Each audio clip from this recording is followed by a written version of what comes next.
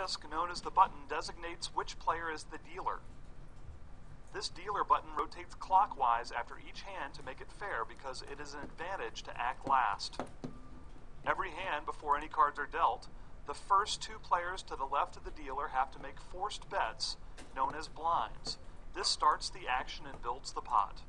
The first player is the small blind, and the second player is the big blind.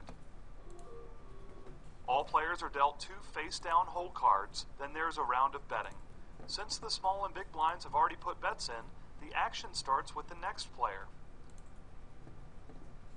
Once the round of betting is complete, three cards are spread face up in the center of the table. This is known as the flop. These cards are common to everyone's hand.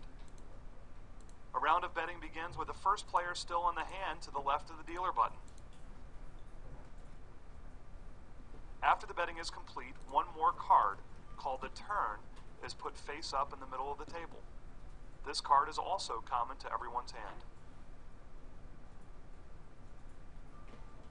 Everybody bets again, and then one last common face-up card is put in the middle of the table. This is called the river.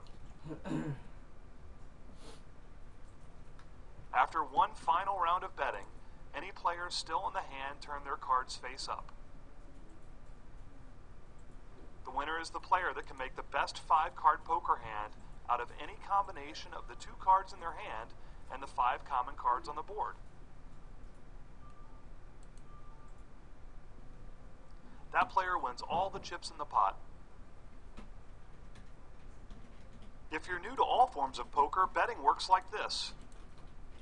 When it's your turn, if no other player has already bet, you have 2 options. You can either check or bet.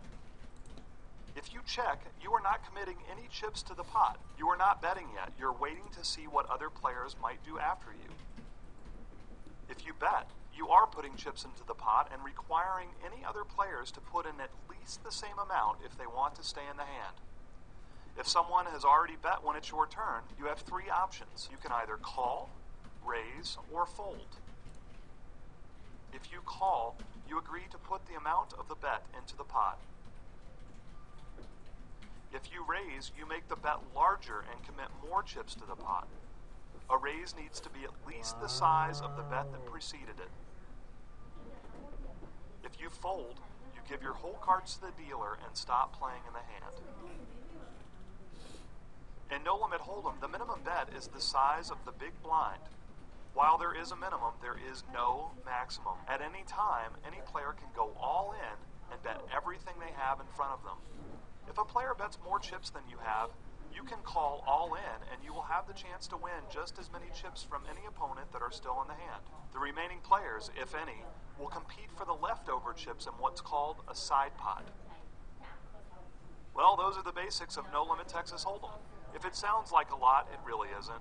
Play a few hands and you'll see it's pretty